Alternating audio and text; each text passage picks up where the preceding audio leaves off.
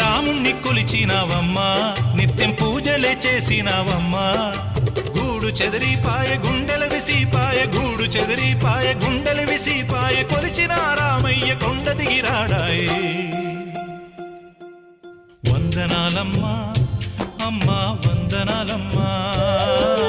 వందనాలమ్మా